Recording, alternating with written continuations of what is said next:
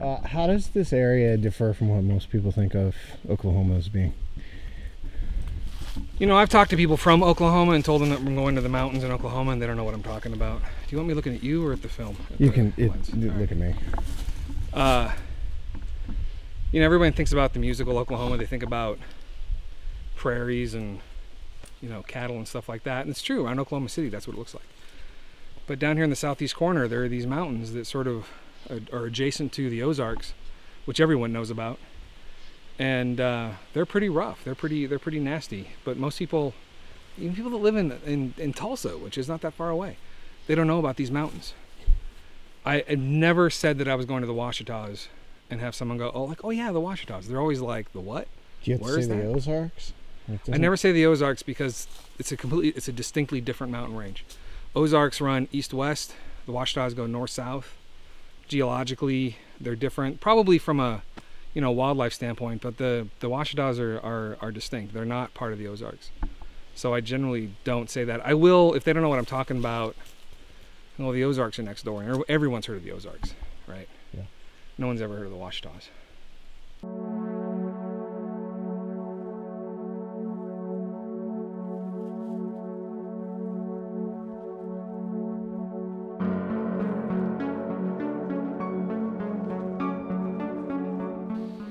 It's hard, it makes it harder to spend time being critical about other types of stuff that you experience. Because you know, they're no longer a question. You've seen the apes, you know they're here, so you have to be very cautious that everything you see or smell or hear doesn't turn into ape sign, because you're no longer questioning whether or not they're here. They are here. So there is actually sort of an additional layer of critical thinking that you have to apply to everything, so that you don't, you know, be one of those guys that walks into the forest and sees apes everywhere. You know, I mean, we could. And that's the crazy thing about this particular place. This is a special place.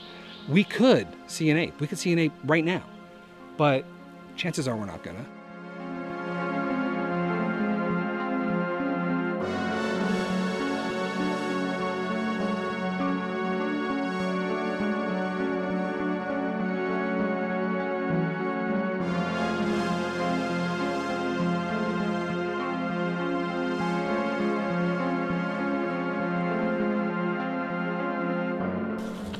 I was in here last time, last fall. Daryl was doing barred owl calls for camp, because he brings he'll bring them in and they'll sit right above him in the tree, right? And he was doing his barred owl thing, and we heard this, kind of sounded like a barred owl, but it kind of sounded like a person trying to be a barred owl. And we looked at each other and we're like, what was that? And then it just made this like god-awful banshee scream, like I mean, you could just, crazy wild woman out in the forest, which I might dismiss as like a cat, but it happened at the same, like right after we heard something making a noise like a barred owl. The whole thing was just creepy as hell. And then about half an hour later, we heard the banshee screaming again. It had moved from sort of the northwest to due west. So, this is Echo 1. How copy? Echo 2 copy.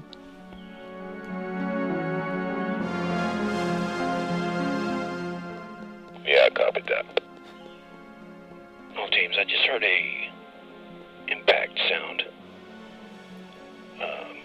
My judgment to the west. Was that either of you? Negative. Echo 2's on the trail. We're not doing anything that would have sounded like that. Roger that. This is what science is like, I guess. Anyway, we heard the thing, and I mean, it was just like this banshee screaming, man, and it was at one point pretending to be a barred owl. So I don't know what to make of that.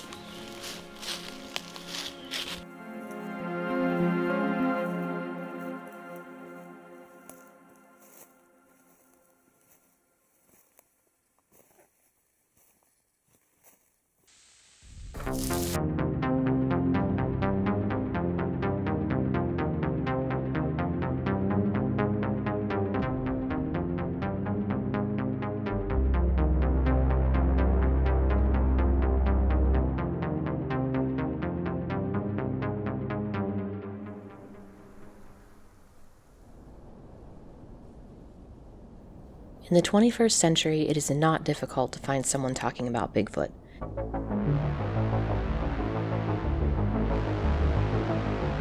The Gaspar line goes that way. There have been multiple sightings.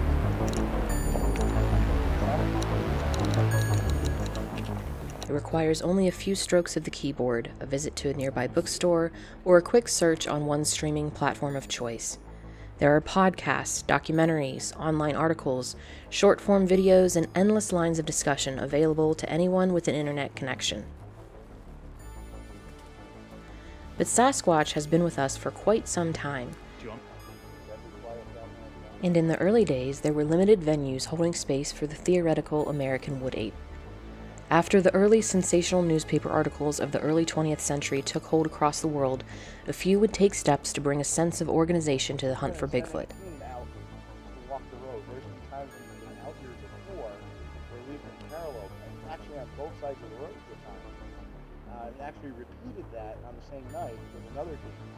Town hall meetings became one way to do this, wherein researchers presented experiencers a place to share stories and compare notes. Traditional envelope and stamp mailing lists were another. Pioneering researchers such as Don Keating of Ohio would diligently disseminate regular batches of new information to subscribers, creating an early, loose community within the Bigfoot world. Well, what we did was, if I had somebody else with me, or even if I went by myself, I wanted to talk to them, I wanted to document their story, I wanted to do it on videotape or audio tape. I wanted to photograph the area where the thing was seen, if we could get to the area. And then I looked for evidence if it was recent enough. And there were reports that I received before the internet where a sighting had taken place within 36 hours. Because of my publicity for the meetings and things like that, people would know who to contact. You know, we would get out there, we'd try to document it, we'd try to look around, see if we could find any physical evidence. Then, without telling anyone on the outside, so to speak, either I or a group of us would go to a location where there had been reports in previous times and stake it out. You know, just sit and listen. Not during the day, but during the night. If, you know, as long as we weren't trespassing on somebody's property. You have to do it that way because you can't contact people and say, hey, I'm coming out to your property. There was an area outside of Cumberstown where reports had been coming out of in a flood in 1990 and early 91. Turned out that the majority of stuff probably wasn't real. They would call us, say, hey, we found footprints. Well, we'd get out there and some of these footprints would look pretty comical. You know, there's no way a living foot could plant that in the ground. It'd be something else. So that's what I would do. I would just try to go out to an area without announcing it and see what we could come up with. The people in this search come at this subject from such a wide and varied background, and what they're bringing to the search, I think, to me, is very compellingly human. You know, everything from anthropologists to folklore to people who have sort of a sense of modern extreme adventuring, people who very much want to solve the mystery and would love to be able to claim that they're the ones who brought the evidence to light, people who follow in the footsteps of folks like Grover Krantz. And here, of course, I'm thinking of like a Dr. Jeff Meldrum, who very much put his academic reputation on the line in order to even have a dialogue with the Bigfoot community. And I think part of it is just seeing, you know, that blanket term of Bigfoot community, of seeing how many different smaller camps exist under that umbrella, to me is endlessly fascinating.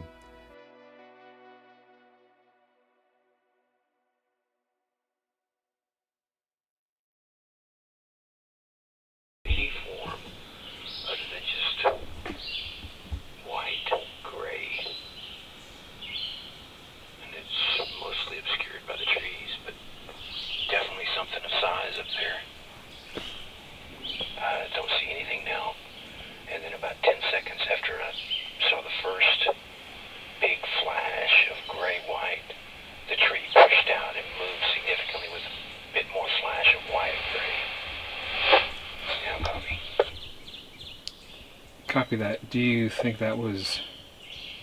Are you saying that you saw two things move or one thing move? Same spot. I mean, I would have to think it's the same thing at this point. I don't see anything else now. All I see is green. I say again, all I see now is green. I scoped it at 6 power. All I see is green. There's nothing white or gray up there. There was an animal up there. It's good. It's got to be 70, 75 meters from me up the mountain. Just a serendipitous position. It looked good. And I heard some. Of course, I've got these amplified headsets on. I heard some crashing sounds over to my west. Looked over there, and then I swept back up the mountain, and that's when I saw that movement. Definitely a big flash of movement. Light colored. Looked almost white from here. White? No copy. Okay, got that. Is there anything you want us to be doing? We made the big loop. We're back at camp. Is there something you want us to do? Negative. I just wanted you to know that.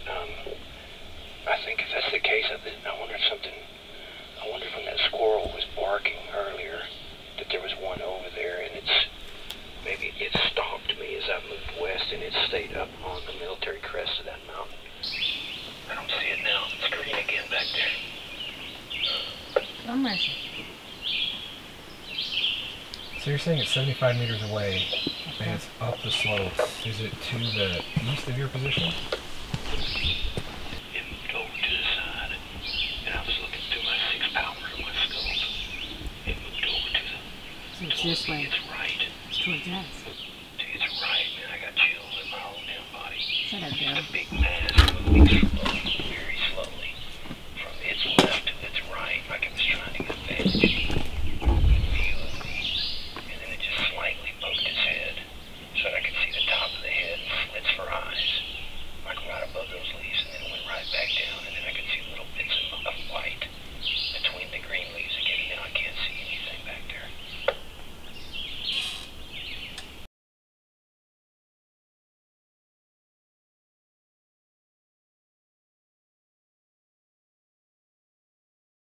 So Daryl's down there still hunting, and he saw through his scope up the slope.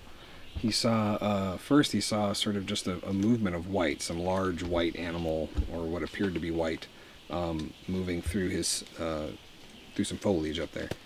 And shortly thereafter, he saw something in that same spot. He says it appeared to be the conical head and shoulders of what we would assume to be a wood ape. He could see its eyes, he could see its nose, he couldn't really see its mouth through the foliage, but he said he saw the head and shoulders of this ape. And so what we've been doing since then is he's been listening, he's been watching for it, and he hasn't seen it until just now. But we've been hearing some wood knocks. He heard a wood knock. It sounds like there's knocks happening on both sides of him, so towards us, in between he and us, and then on the other side of him, which potentially could be an attempt to get him to move. I don't really feel like he's got that animal on the slope pinned down or anything. But there's 3. That's what I'm saying. Knock and knock on this side is 2, trying to help the one that's at the hill. There's one on a hill, and then there's 2 others knocking, so that's at least 3. They do this to us all the time. Like we got, remember little guy trapped? Yeah, they're going to may come down on him. I remember it very well. Okay. So we're just waiting to see what happens.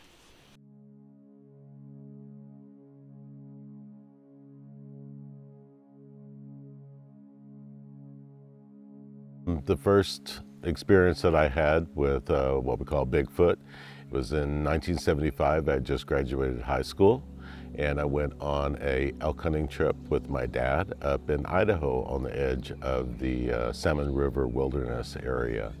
And we had been hunting for a couple of days, and I was up on a ridge, and my dad was supposed to be coming up an opposing ridge, and we were going to try to kick up some game to each other, and I saw something black come out into the open. It's probably 300-400 yard distance that I'm looking at, but it was unobstructed view. First I thought it was a bear, and it came across the hillside and was hiding behind some trees and some rocks, but it kept looking behind itself. So I was trying to make sure it wasn't a mother bear, a sow with cubs. And then it came across this hillside. It was really, really steep and a loose rock, like a shale that just broke loose under your feet all the way down. And I had a clear shot, and I had, you know, a deer rifle, and I was watching it through my scope, and I thought if I take a shot at a bear right now, it's going to go all the way down to the bottom to a real rocky creek bed. It was going to be really difficult to extract. So it was headed for a flat spot up above it, so I decided to wait till it got to that flat spot before I took a shot so it wouldn't roll down. And it was on all fours, like I said, a solid black. I could see its hands, nothing in its hands, wasn't wearing a backpack, anything like that.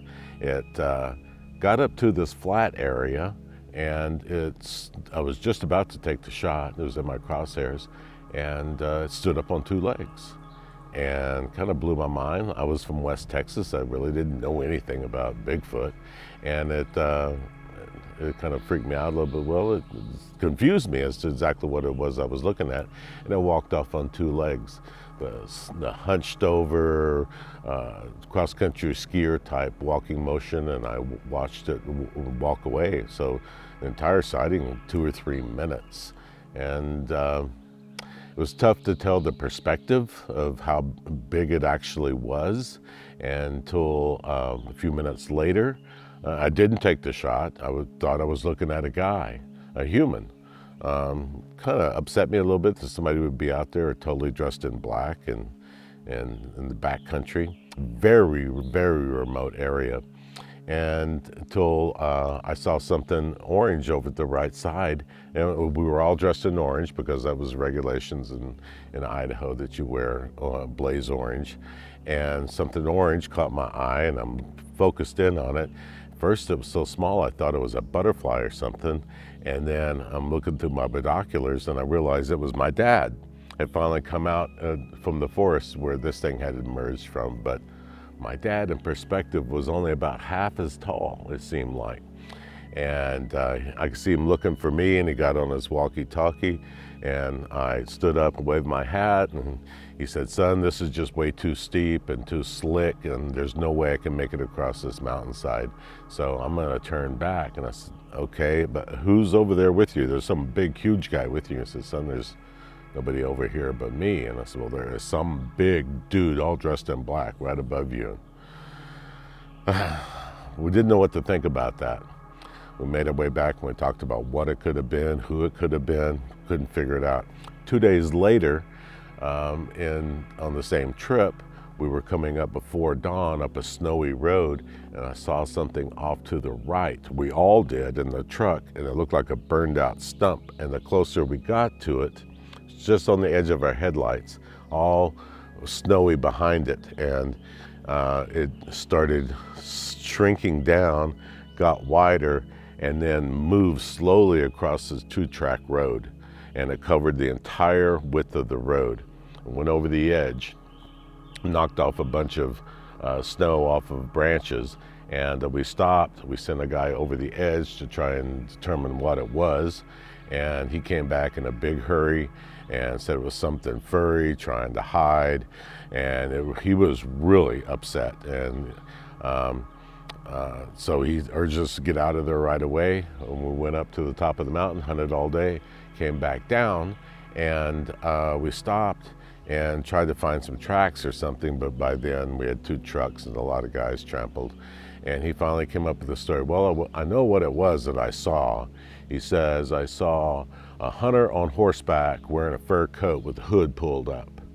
And he said it had to be on horseback, even though he didn't see the horse, because otherwise he couldn't have been as tall as he was. And that was just something that kind of stuck with me for years and years. And I didn't even realize, I didn't put 2 and 2 together. So I joined the old Bigfoot forums in 2002, and I was sharing this odd thing that had been in the recesses of my mind for like 27 years. And it was the people on the forums that said, "Dude, you saw a Bigfoot," and kind of got me interested. Yeah, like growing up in the interior, my grandparents on my mom's side lived in Chilliwack. My grandfather was a firefighter here, so we would always we'd come down often, like about every month, just for a visit, spend Christmases, etc. Back then, before the Coquihalla opened, we had to go through the Fraser Canyon.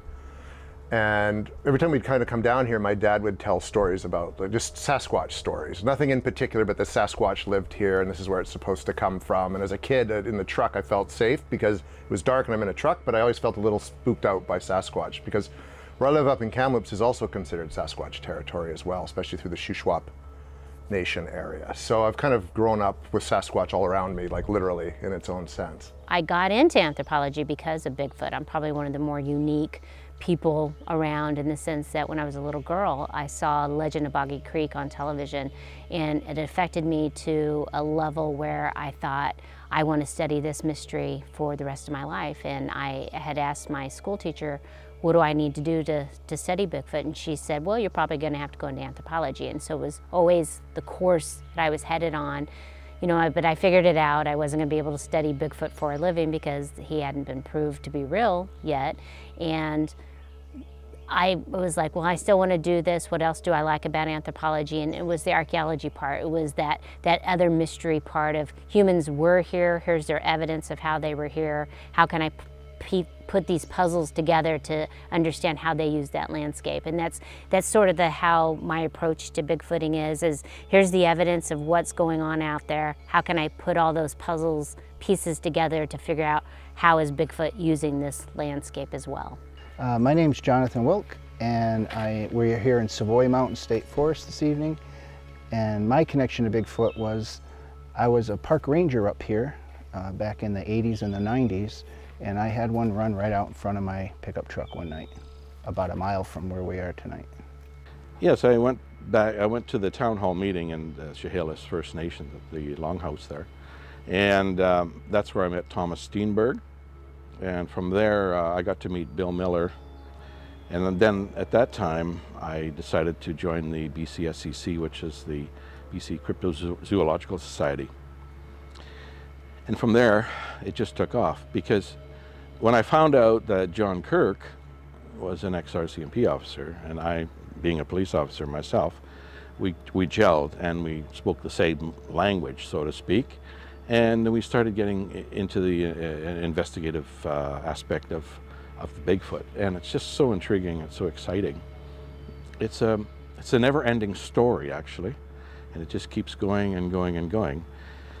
You know, are you ever going to find enough evidence to prove there's a Sasquatch? I don't know, but it's the fun of it. It's the excitement, and for me, for my family, when I told them, and I have 4 children, that I'm doing this, they just about had a fit. They couldn't understand it, but after a while, they wanted to come out with me and see what I did, and they found it intriguing and fascinating. Originally from Northeast Texas, served the United States Air Force Intelligence, 6 years active duty. Well, I'm originally from an area in Northeast Texas, Cass County, Texas, which is directly adjacent to Miller County, Arkansas, which has a long history of reported encounters with an upright, hairy, bipedal animal. And so I heard stories when I was 4 and 5, 6 years old. I always had an interest in it from that point. My dad used to tell stories, and you know, relatives would tell stories, and friends of the family, and so I mean, I actually remember when the film The Legend of Boggy Creek came out.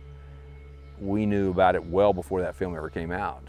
As I got a little older, I went into the Air Force Intelligence. I became pretty skeptical about it. I thought there's no way that, you know, something can exist like that. You know, it's got to be a myth. I started to apply critical analysis and that sort of thing, and I made a vow to some of my fellow airmen, and I said one day I'm going to look into it. I'm actually going to go spend time where these things are seen, and I'm going to, you know, look into it and first establish for myself whether or not it actually exists, and then prove it to everybody else. And then time went by, I forgot about that, and was on a trip west through New Mexico, and we were driving through the mountains of the forest, and my daughter asked me if I thought Bigfoot could live in that area. And I thought, well, you know, I don't know. That's a good question. And it kind of piqued my interest again. When I got home, I started looking into that, and that's when I found Alton Higgins and met him, and we linked up, and then we formed a partnership that we've had now ever since, you know, the early 2000s, a very close friendship, and we've been pursuing this thing. Well, I'm Matt Pruitt. I've been involved in the pursuit of the Sasquatch for a long time, a little over 20 years now. And so I've worn a lot of hats during that time. I was a member of the Bigfoot Field Researchers Organization and the North American Wood Ape Conservancy, worked on finding Bigfoot. I produced a podcast called Bigfoot and Beyond with Cliff and Bobo. And last year I released a book called The Phenomenal Sasquatch. So done a lot of travel, a lot of investigations, and again, worn a lot of hats during that time.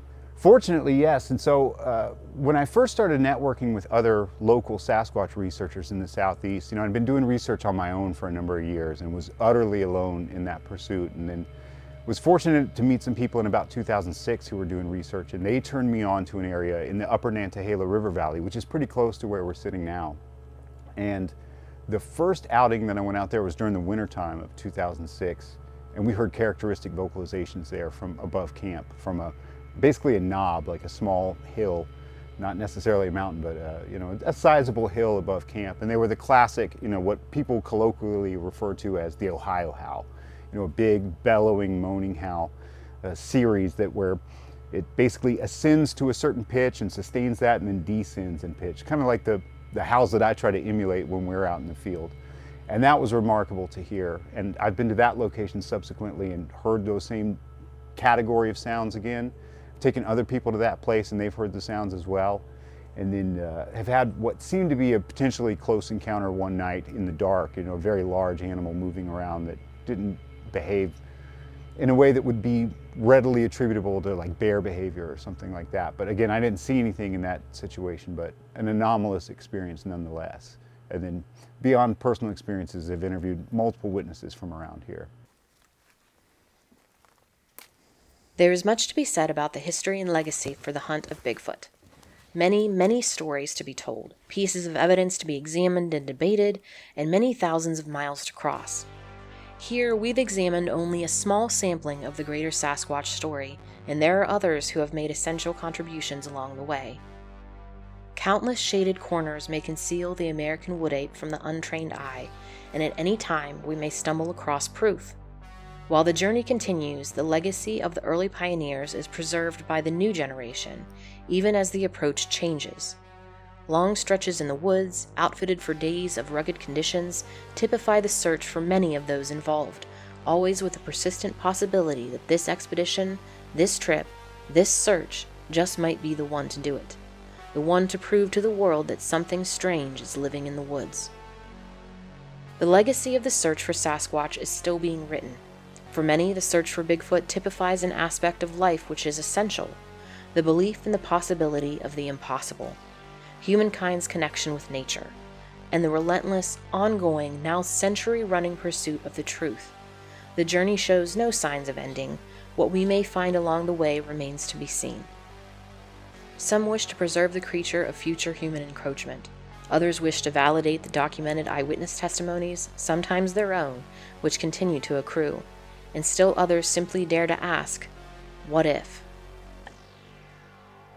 Right. Well, at the time I was in college, and I was also working for summers for the, back then it was the Department of Environmental Management, the DEM, who ran all the state forests and parks. So I was a seasonal park ranger up here in Savoy Mountain State Forest, and I was assigned to the 4 to 12 shift for the summer, which meant I monitored the campground and checked the outlying boundaries and patrolled the forest. So it was a really hot summer night, and we just had a thunderstorm, and I always remember that fresh smell of the ozone in the air. Had the window rolled down, it was probably about 80 degrees out, listening to the Red Sox on my AM radio, checking some of the outlying boundaries, which one of them is not too far from here. So I pulled into this place called Tannery Falls parking lot. It's a day-use area where people can have a picnic and also go visit this 300-foot cascading waterfall that was formed during the last ice age when the glaciers retreated. And I get out of the truck to pick up some garbage that was on the ground, and as I came around the truck, this noise came from the woods. This 6.5-foot tall hairy creature came running out, grabbed the trash in front of me and took off around the other side of the truck. As it came around the side of the truck, looked me right in the eye. I was pretty much paralyzed with fear and shock and awe. I went to jump in the truck, and when I turned, there was about an 8.5-foot one standing behind the truck that let out a scream that can only be compared to probably a gorilla and a lion screaming at the same time. The other one took off. It was out of sight because it was pitch dark up there. All you could see was just what the headlights and taillights were illuminating. Well, I was just shocked. I wasn't up there expecting to run into a creature that I never heard of existed in New England, never mind the East Coast. It was always, to me, I thought about when I thought of this creature, something that was out on the West Coast. Like a lot of people, it started as a kid with experiences that I can't explain. But where I grew up, an hour to the east was Shuswap Lake, and we had a cabin on it. And that's where you'd hear stories of Sasquatch. You'd see like the broken trees where they're snapped at a certain angle. And when I was a teenager, I had an experience that I didn't equate to Sasquatch so much at the time until I was an adult. But a friend of mine and I, we were free-range children. My parents would let us roam in the woods as long as we're back for breakfast, lunch, and dinner. And we'd come down for dinner, and we always take the same path down, and you pass this stand of trees, and they're pine trees, and the ground is constantly littered with pine needles. After dinner, we wanted to go back out for one last rip in the woods and do some exploring. We're going back up along that same trail, and underneath those trees, all the pine needles have been removed. A lean-to's been built, but a small one. Inside that lean-to is a bone that's been picked clean. And that was just odd, especially in the span of an hour that happened. And the sun's setting, and we're getting kind of creeped out, and we figured, let's just go back to the cabin. We did that, but couldn't stop talking about it all night. So first light, we got up, we got dressed, we went back to that spot. All that's gone, and the pine needles are back. And it's an experience that stuck with me. And as an adult, I was talking to a friend of mine who's like an indigenous storyteller and artist, and he's had his own Sasquatch experiences. He says, you saw the little people. And if you believe Sasquatch from an indigenous perspective, it's a dimension walker, and it's not the only one. And the little people are kind of tricksters associated with Sasquatch that come out and play tricks on people, and they're mischievous, and they also cause you a lot of grief. So he said that's what we saw. Was the signs that they were around and couldn't get back through the dimension by dark, so they camped out and stayed and then left in the morning. And that's kind of really kicked off a re-interest in me in sort of Sasquatch lore.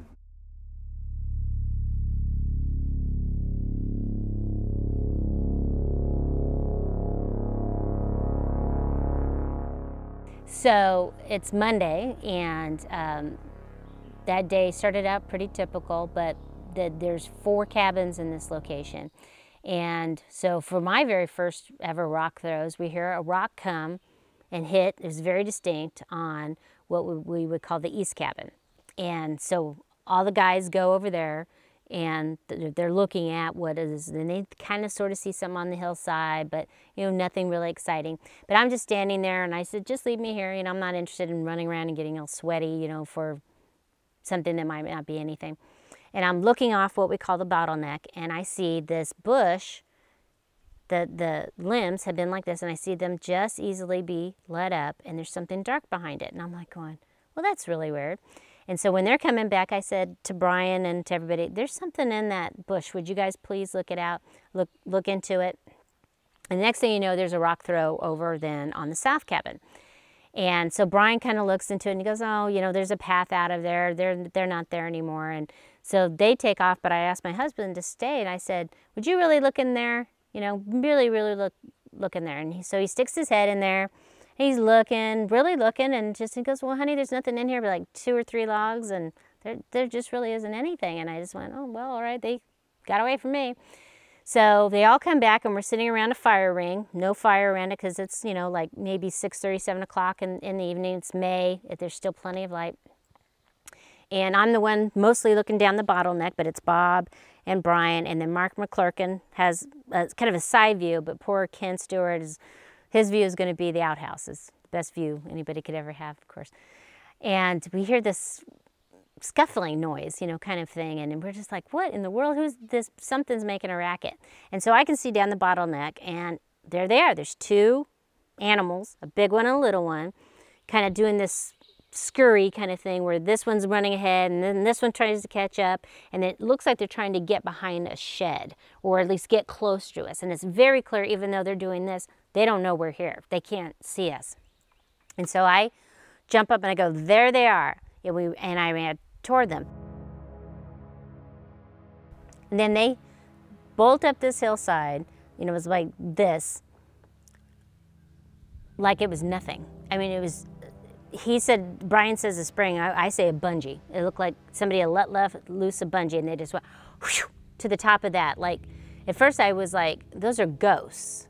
And then I turned to Bob and I was like, we can't win this. We're just not physically capable of doing this. And then I said, I told you they were still there. That's the only logical sense that it made, was that they had been in that bush that entire time. We didn't recognize it for what it was, and then they thought we were gone. They got up out of the bush and then we're coming to see, well, where did they go? Where are they at now? In 2010, of course, Vancouver hosted the Winter Olympics, and we had a gentleman from NBC News Atlanta who, as a child, grew up in BC, then his parents moved stateside. And he wanted to do a piece on Sasquatch. So we just wandered down a trail, and then he was asking us to relay stories, you know, history of the area and Sasquatch sightings. And then he asked us about the wood knock thing. So we told him a little bit about that. You know, it's an assumption that a lot of people make, that they utilize banging rocks together, or, you know, rock on wood to communicate with each other. So in any case, he decided that, well, let's do a demonstration. So I wandered around, found a suitable piece of wood. He set his camera up, and it's on what they call Deer Lake Trail. And so behind him was a very steep bluff. So he's got his camera set up. He's filming. I do a knock, and we stand there patiently waiting for a reply. Well, I'll be damned if we got one. But the best part of the whole thing was this gentleman from Atlanta. He's bending over looking at the camera, and he stands up and he goes, "Y'all heard that, right?" Yeah, that was funny. That was astounding. I mean, you know, we all just rolled our eyes. Like, you know, it always happens. You know, you bring somebody up for the first time and they find a print, or this happens or that happens. Yeah. And we go for hundreds of hours and get nothing. But we bring somebody along and they go, "Oh, look what I just saw back here," right? Yeah, that was interesting. My favorite place is that upper Nantahala River Valley, just because I've had personal experiences there. Almost every time I've been there, I've heard those characteristic vocalizations. And one of the most interesting things that happened, we were there one time years ago. It was in the fall of 2012, and there was a gentleman with us who was fairly skeptical but interested. You know, wasn't readily accepting, you know, the proposition, but was willing to get out in the field and look and see. And one night, he had heard, we were all kind of fast asleep, but he was in a tent, I was sleeping in a vehicle, so it was a little more sound buffered that particular night. But in the morning he said, "Oh yeah, did you hear that air raid siren that went off on that hill last night?" And I was like, "There's no air raid siren up here." And he's like, "Oh, it must have been a weather siren." And I was like, "No, there are no weather sirens around here, I promise you." And I even went as far in the aftermath as to call the county and then the ranger district that covers that part of the Nantahala National Forest and the largest local campground nearby to say, "Do you have anything like a weather siren that you blast to warn if there's an impending, you know, thunderstorm or something of that nature?" And they all emphatically said no. And then I played this gentleman the recording of the Ohio howl, and he's like, "Oh yeah, that's what I heard. That's a siren." I said, "That's not a siren, you know." And so to have my own experiences there, which obviously, you know, no one is immune to confirmation bias, let alone me. You know, no human being that's ever lived is. But to have someone else of a sort of a different perspective and sort of a different filter for the natural world be exposed to the same sounds and hear it, even though he attributed it to something else that just wasn't there, a weather siren, was really interesting. Sure, I was leading a BFRO expedition up here of about 20 people.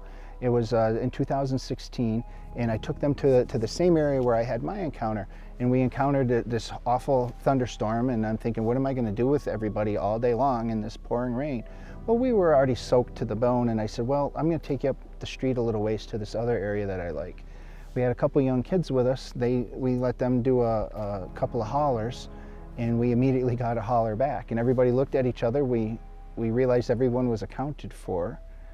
We weren't really surprised. I was surprised because I was just taking people up there to kill time.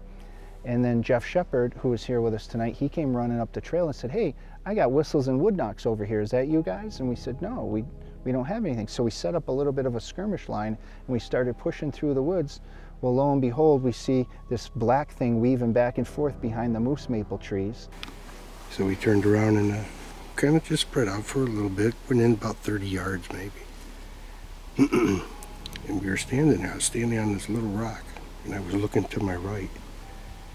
And I was bent down, and I could see something black, and I couldn't figure out what it was. I says, okay, so I stood up, and I'm looking at it, and I leaned to the left. It leaned to the left. I leaned back to the right. It leaned to the right, and I says, oh boy. I says, it's right there. So I took off after it. And when I took off after it, John actually saw the bottom half of it, and he was coming in. And as we approached it, it took off running through the woods. All I was able to see was the swinging arm and the shoulder. Eric got to see the head and the feet moving. And he said that it was interesting because the lower part of the body was not in sync with the upper part of the body. So it's like a cartoon where you see the legs moving, but the body's just kind of floating. And that's congruent to a lot of other reports that we talked about. So we tried to pursue it and it was gone, but we managed to cast 3 pretty good tracks up there. It's eerie. If there was something approaching, you would hear it coming from quite a distance.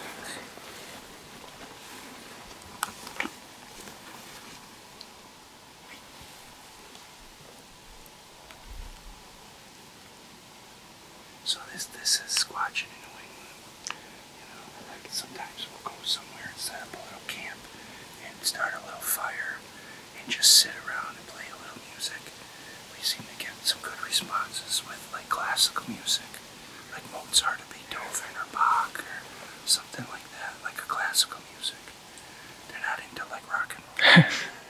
It just takes a lot. But I tell you, if they're around and you shut that music off, all of a sudden you get like knock, knock, knock, knock. Like, hey, we really like that.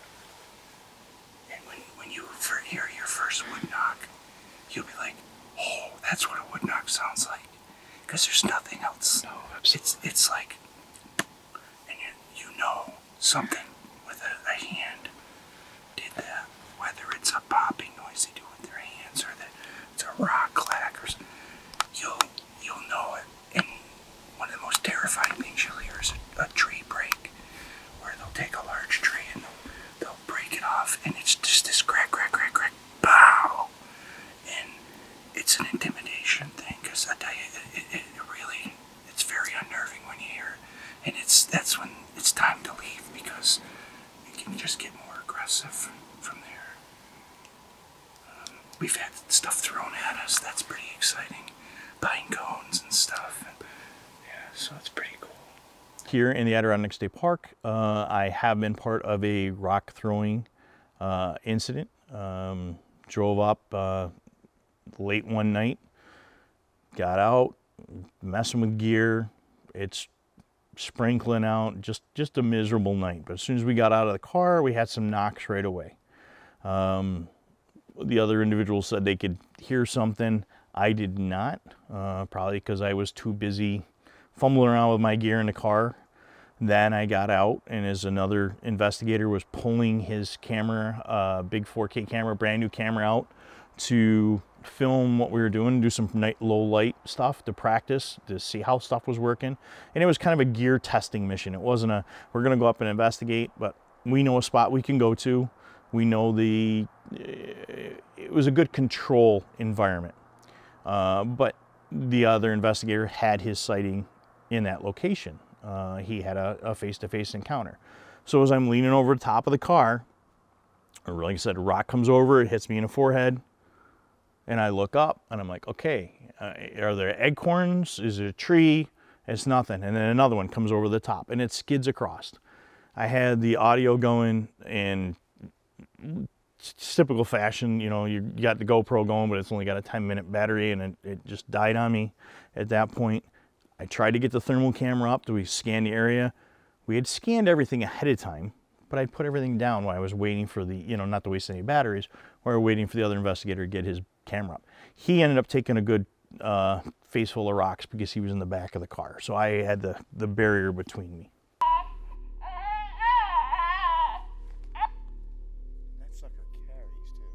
The search continues in the new millennium with new technologies, innovative techniques, and additional approaches being introduced as the strange things in the woods continue to lurk in the darkness.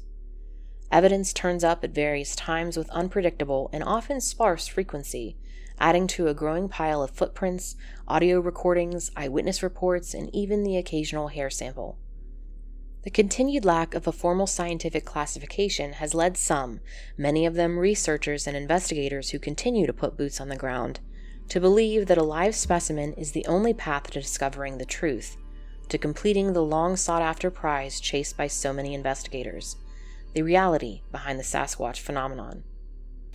You know, we've had some, you know, again, this is maybe some vocals out of this area.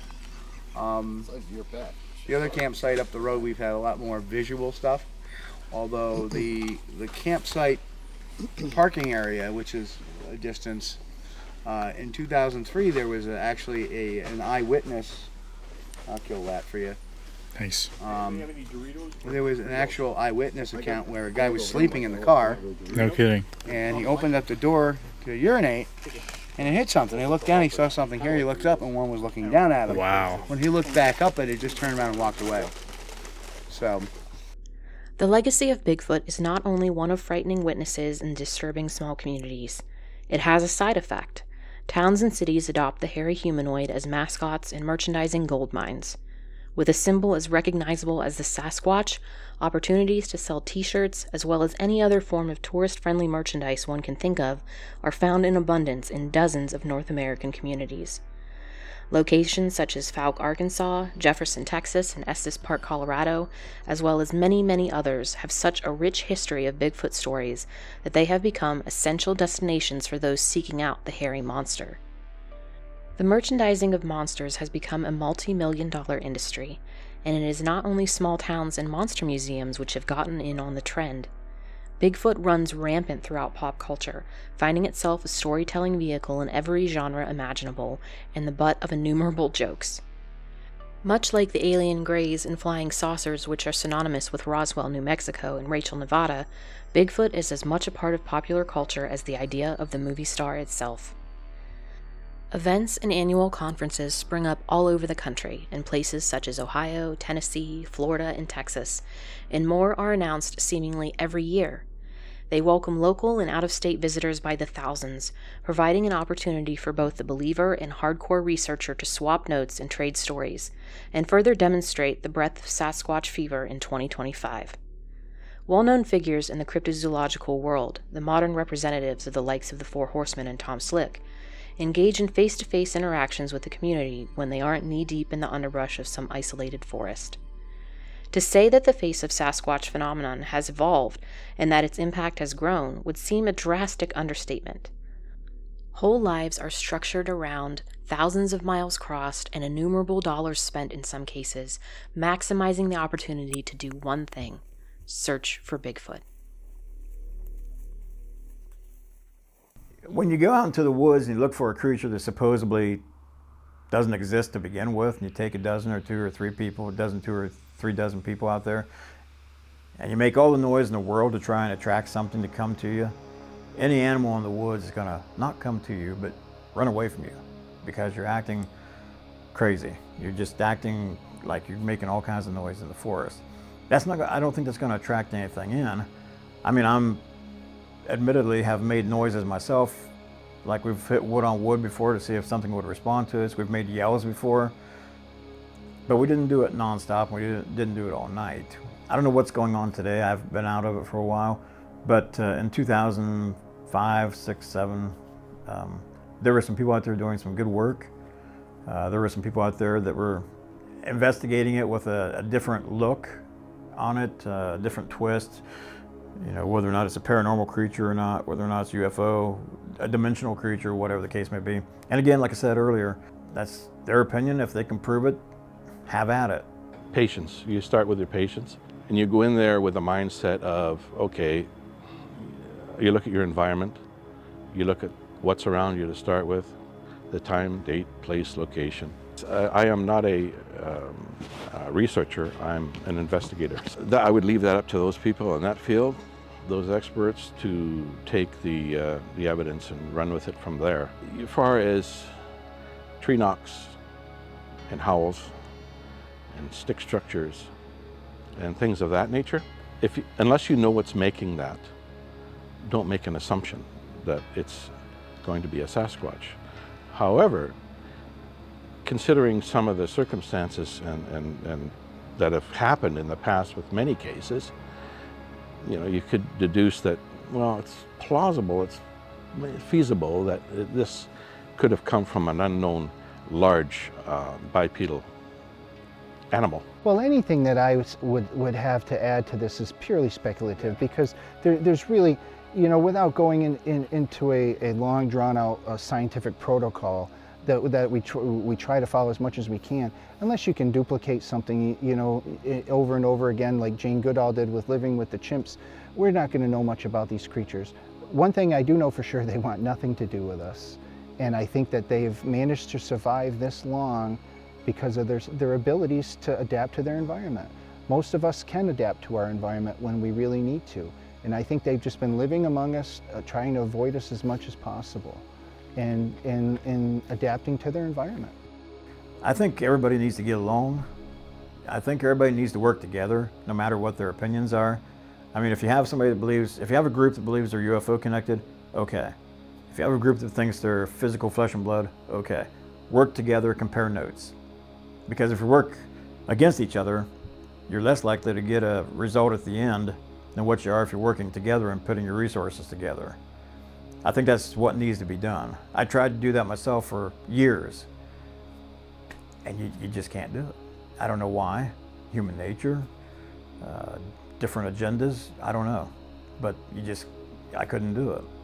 I held the first conference in '89 because I wanted to get different regional researchers together to compare notes as to average foot size length that's been discovered, print sizes, what's the typical color, the average height, day or night, what were people doing. And I had 4 or 5 people invited to speak at that conference, and all of them but one canceled at the last minute because of one thing or the other, and the other, you know, personal reasons. But I think you have to get together and you have to compare notes and you have to try and come to some kind of medium common ground to try and find this thing.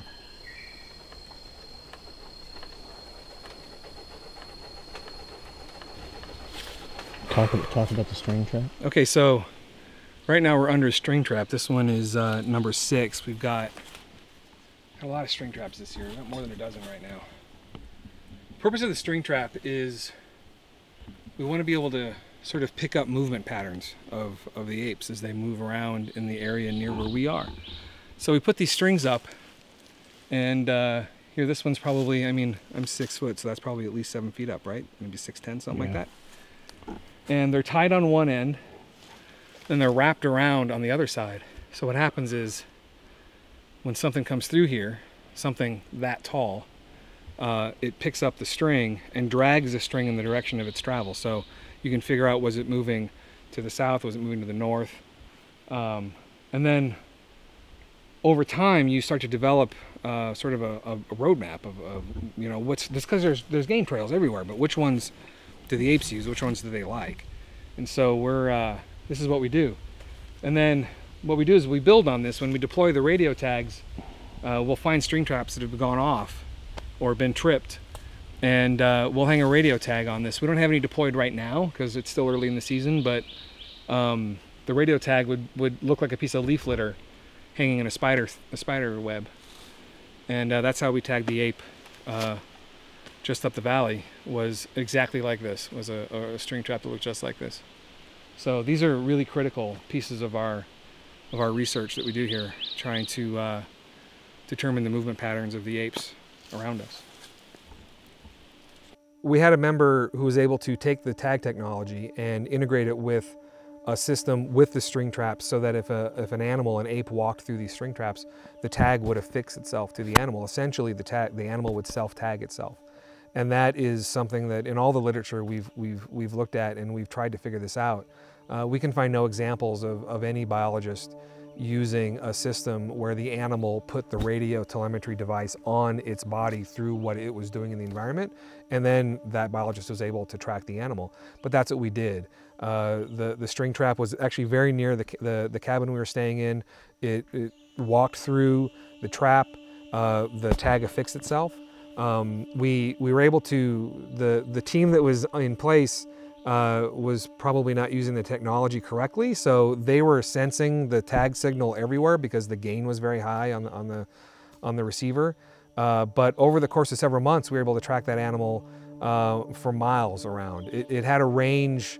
We were picking up signals much further away than we were expecting, and it really helped us establish a working idea of how large the range is for at least that animal that tagged itself. And you start going through the kinds of animals that could have done that. It's a pretty short list. Maybe an owl or some kind of flying animal went through there and could have just randomly hit the string. However, in the course of trying to figure out how to deploy the tag onto the animal, we did tests with the system that we were using, which was basically a hollowed out cockle burr, some glue from a rat trap. Those were really ineffective attaching to feathers, or very short fur like you would find on like a mountain lion, for example. So or it could have been a bat. I mean, again, there aren't that many animals that can be at that level and trigger that string trap. When you factor in the range that we were able to track this tag all around, for miles around this area, then the number of animals becomes even smaller. A bat's not going to have that kind of a range. It's not going to be able to carry that tag around. It's not going to stick to an owl. So you start to find sort of a smaller and smaller possible set of characters that could be carrying the tag. We were able to track this tag over the course of several months over an area of 70 square miles. And that is over, those are 70 square miles, but those aren't 70 flat miles. Again, there's very steep, this terrain is very steep. It was going up and over ridges into other valleys. It went far and wide.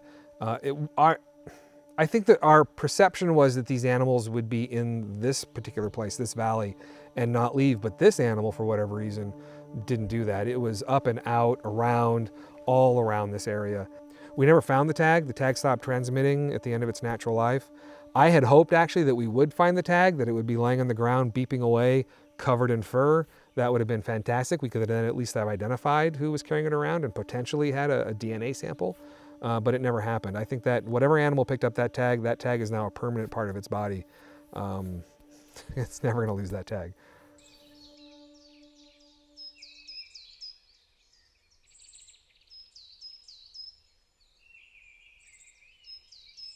The search for Sasquatch has ranged far and wide across the United States of America, and in truth, across many parts of the world. To name every state and every territory in which the ape-like legendary creature is said to have a presence would require a listing of nearly all 50 states and locations on almost every continent, especially if one considers the many, many legends which are considered Sasquatch-like, called by different names, but all describing generally the same thing. A half-human, half-ape-seeming creature which remains both elusive and frightening, leaving stories and shaken witnesses in its wake. But despite how widespread the phenomenon is said to be, there are several noteworthy hotspots. Places thought of as being inseparable from Bigfoot lore, often famous are either big-name cases or continued sequences of activity. But of a few of the places generally cited are New York, Oklahoma, Oregon, Florida, Pennsylvania, Arkansas, and of course the great land Alaska. Even Canada and Mexico often play host to Sasquatch reports and inexplicable sightings, defying the idea that the Bigfoot phenomenon is purely an American event. Recently, enthusiasts as far away as the United Kingdom have made contributions to the discussion, daring to ask if the creature might be found in other parts of the globe. And one can't forget the monster legends of Australia, Asia, and other far-off regions. Sasquatch Hunters, as they are sometimes called, take to the field in ones, twos, and other small denominations, totaling up to a veritable army of dedicated searchers. While no official registry exists, it is not unreasonable to estimate that the number of parties invested in the Sasquatch search today numbers at least in the thousands, perhaps even the millions.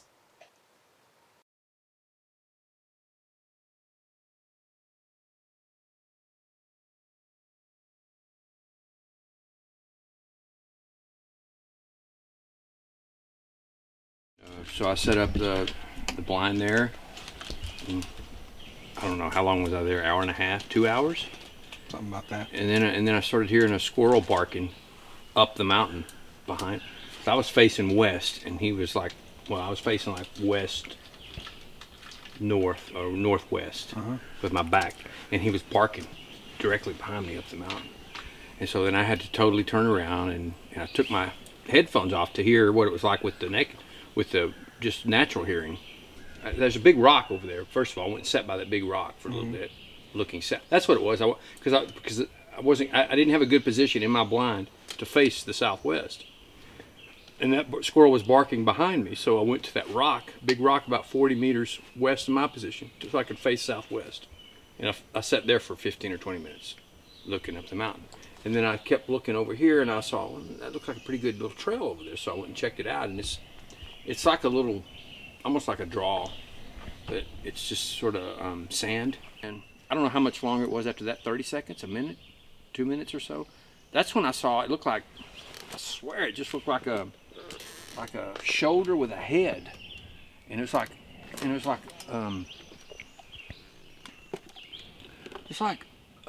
was really obscured. I mean, there was a lot of leaves and vegetation between me and it, and it was using it.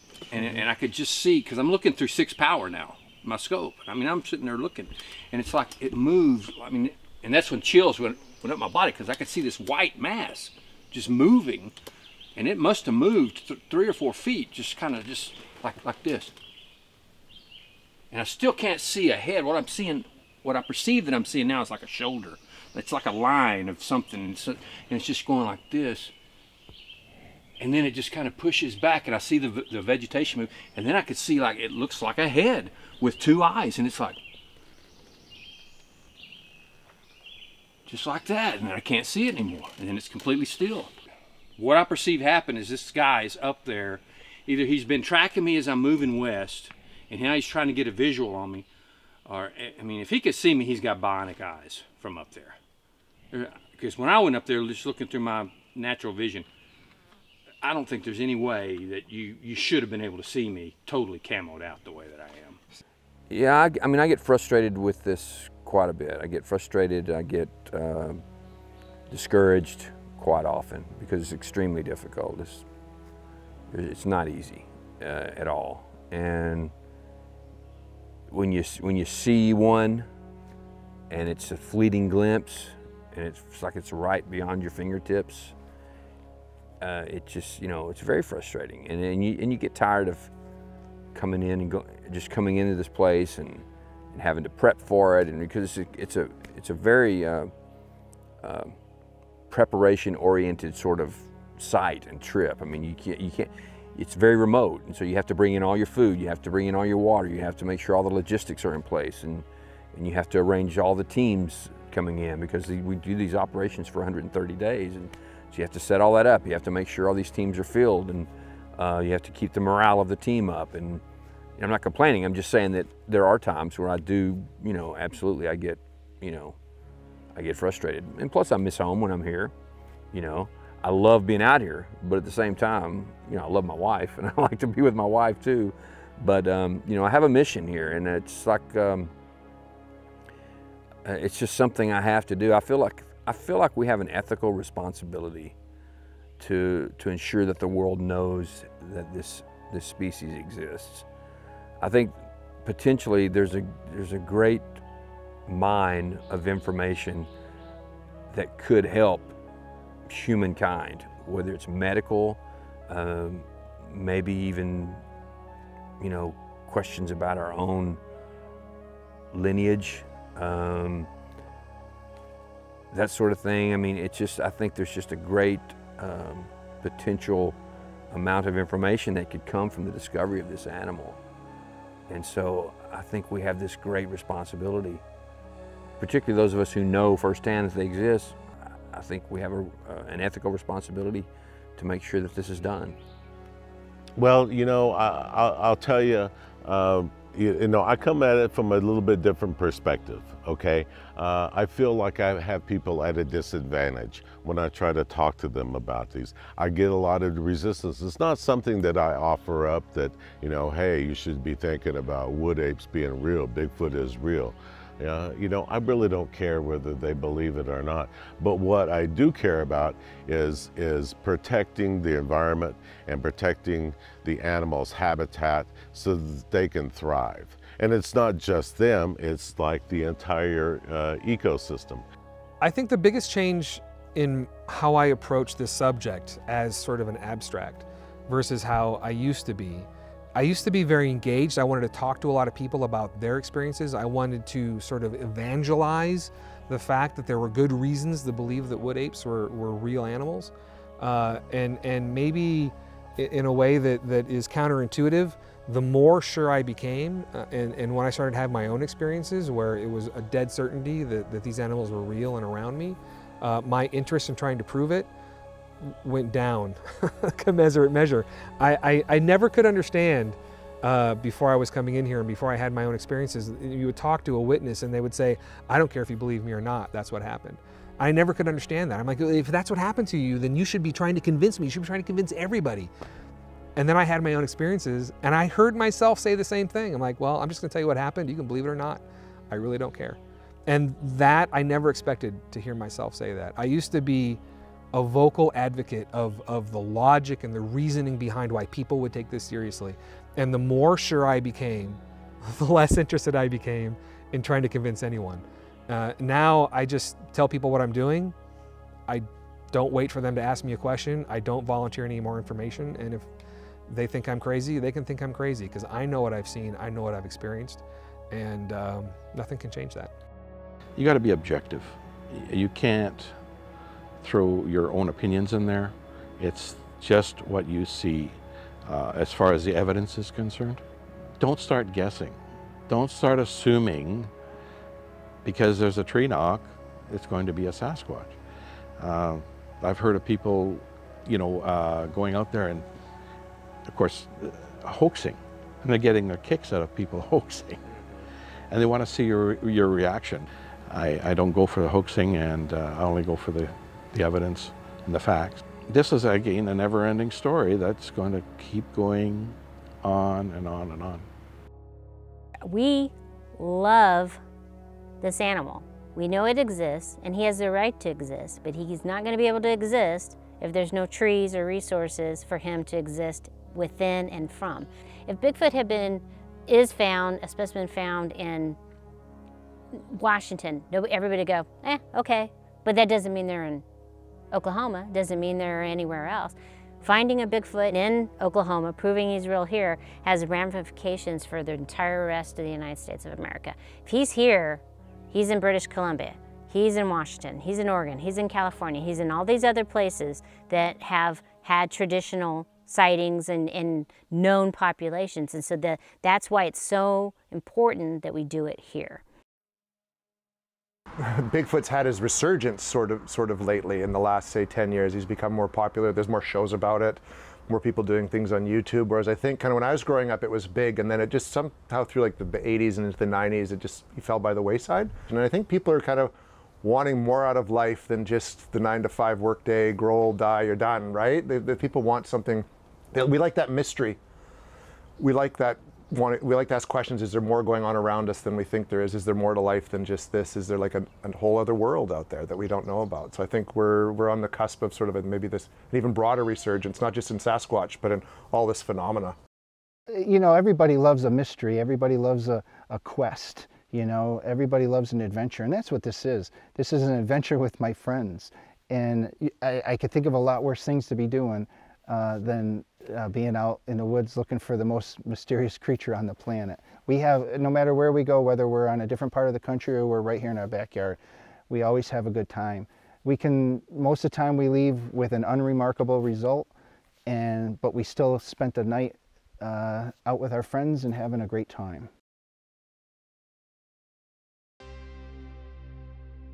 Perhaps more than any other creature in the realm of unsolved encounters, Sasquatch has a tangible impact on the people who find themselves captivated by it, even those who have never witnessed it for themselves. Many balance the necessities of full-time employment and familial relationships with their ongoing and seemingly never-ending search for the Bigfoot entity, regardless of who or how many may insist that they are wasting their time.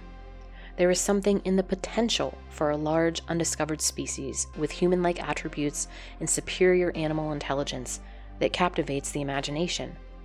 It is not enough for many to simply say maybe. They are instead driven to find out, to siphon rumor and conjecture through the filter of truth and take a hard look at what remains.